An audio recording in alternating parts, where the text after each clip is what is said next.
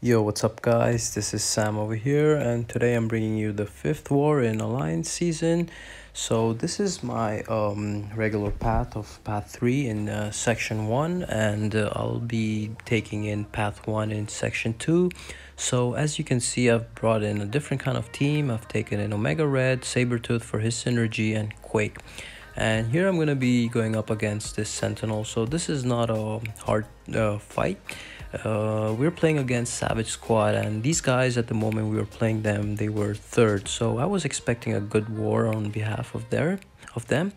And yeah, I mean, although I was expecting it, it didn't turn out to be that, because in the end they did die a lot and we did end up winning. So yeah, that's for that. And they had Siphon as their global node, so that was taken by surprise. I was expecting probably Flow, given that the majority of alliances still decided to stick up to Flow. But hey, you know, even we sometimes we also shake things up a little bit. So yeah, no good, I mean, no bad over there.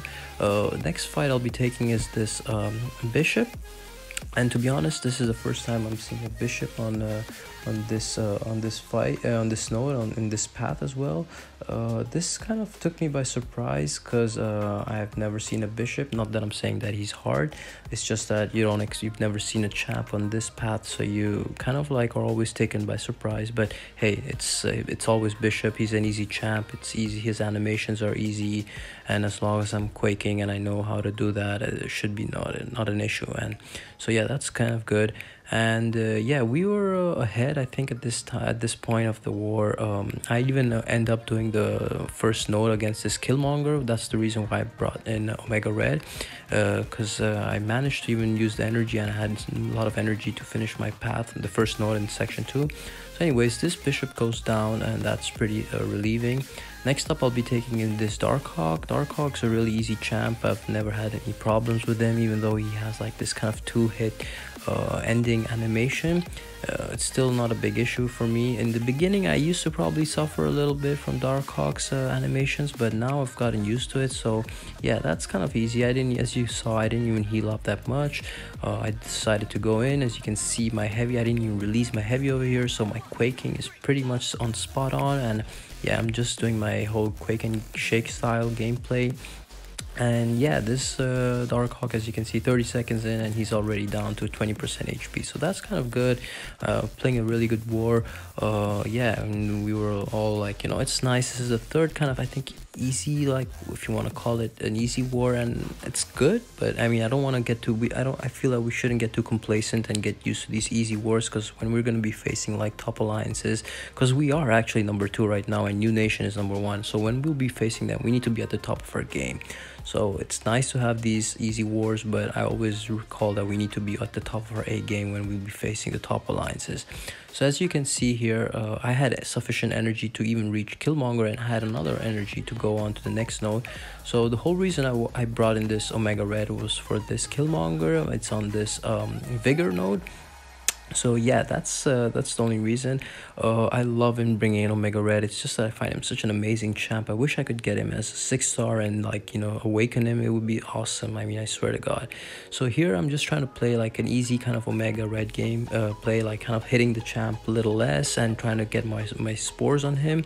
But as you saw in the beginning, he did this shallow evade. Like, I think the AI has kind of like changed a little bit, anything. So yeah, now I'm trying to like get in my spores. As you can see, I got in only 20, and here I could have done it, like, you know, attacked Killmonger with my heavy to get the spores on him, but yeah, I missed the window. So here I'm just trying to, I'm gonna bait his SP2s. I can see I've like the spores are dropping on him. I've reached my SP2, so I'm gonna decide to, like, you know, throw it so I can get more spores on him. But yeah, I should stick it on him. I mean, I should have done the heavy till that it got stuck on him. So here again, I'm waiting for him to throw his heavy attack, and I'm trying to get the spores on him.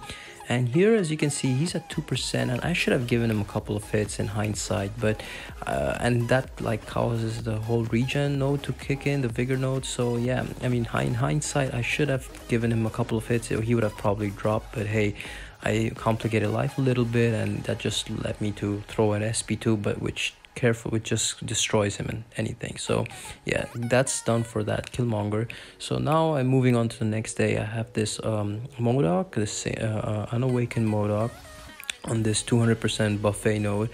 And yeah, I wasn't worried about it. Maybe at the beginning when you just enter the fight, I was thinking what happens, you know, if the, you know, it procs in this buffet and anything. So was trying to avoid that, but hey, it all goes well. He's just gonna, like, you know, collaborate. I nullify the buffet node, so from now on it's gonna be pretty much, you know, downhill the whole fight. And yeah, I mean, I'm not gonna get any hit, get any blocked hits and stuff and anything with the global node siphon. So yeah, that's pretty good. At this point we were way ahead, and you know, there was no, like, you know, war at this point. We were way ahead, and they had given a lot of that. So yeah, that kind of you know, it is what it is, but I was expecting them, like, you know, to do more of like a challenging war. But yeah, so this MODOK, as you can see, it's a minute into, like, more or less, and he's gonna drop in, you know, the next concussion. So yeah, that's the end of this MODOK. So now I'm gonna wait for my alliance mate Ghetto to take over, to take down these Mysterio and Iron Man Infinity War, and he does that. So once that's done, I'm gonna be moving on to these minis, and I've been assigned to take this Dormammu, or rank 2 6-star, and the next Warlock on these minis. And this is stun immune stupefy kind of node. So I was not worried about it, but I saw this Dormammu. He was being pretty aggressive, and I could see that just by the first he started off with this random heavy the fight, and then I took in one blocked hit. So I was like, okay, you know, I mean, you know, I'm not worried about Dormammu. Just play your quick and shake style, and that should do the whole thing. Sometimes the degen, the dex can, you know, he can apply that degen on you and anything, so I don't want to get that. But yeah, so as you can see, it's a 6-star rank 2, and they're more like, you know, attack and more health, and the 5-star rank 5. So I can see why people are placing now more like 6-star rank 2s. But yeah, it's not a big issue as long as I can quake this Dormammu. It's all good and everything. So yeah, he's going down. It's like almost like, you know, a minute into the fight more or less, and he's at 36 HP. So I knew that was probably gonna be a longer fight, but hey, it is what it is. It's normal. It's the mini nose, and you're towards the boss, so these fights can take a little long. And as I wasn't, like, you know, totally like max boosted, so yeah, there you go. He just kind of throws his heavy. He's not giving me much space to breathe and do my quake game. So yeah, I expected it to be a longer fight. Even that's one of the factors which, you know, plays in that it's a stun immune, so you don't get that many concussions and traumas onto these and the AIs. But hey, 1 minute 30 seconds, this Dormammu is down, and I didn't die. So yeah, that was a good fight. Next on, I'll be taking in this, I think it's a rank 3. Yeah, it's a rank 3, yeah, Warlock, and it's just a limber node and a kinetic reactor node. So there was a part of this at some point of this fight I was taken by surprise, and the reason why I was taken by surprise is because I started to see that I started to degen. So awkwardly enough, I was expecting to be degen probably by Dormammu, but I started to notice that I was degenning by Warlock's signature ability. And honestly, he didn't touch me even once. I don't get any virus on top of me. So I was like, at some point I was like taken off by surprise, and you'll see why. So first of all, I get this first concussion on him, and he like, you know, I stun him, but it doesn't do that much. And as you can see over here, the first degen hit, and I was like, wait, what happened over here? I was taken by surprise. So I was like, okay, I hope I don't die because of that, first of all.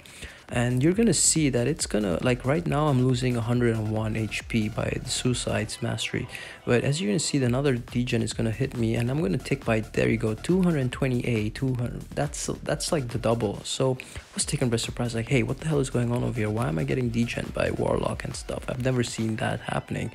So yeah, I was hoping that I would end this fight soon and that I wouldn't die because of the degen. And yeah, I was hoping no more degen and stuff. And yeah, but there you go, I get another degen on top of me, and I was like, okay, at least it's a short degen, it's not that long, so I could probably end this fight and not die. You know, that's the most important thing. And yeah, this Warlock, I'm used to fighting Warlocks on stun immune nodes, so yeah, no big issue, no big deal over here. He's going down. And yeah, it's a long fight. It's just given the nature of the rank 3 6-star, and on these mini bosses, they take a bit of a time if you don't use the big boost.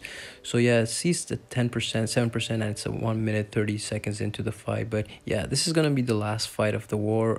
Yeah, he's gonna go down, and yeah, oh, that's gonna happen, and everything. So yeah, we ended up winning, as I told you.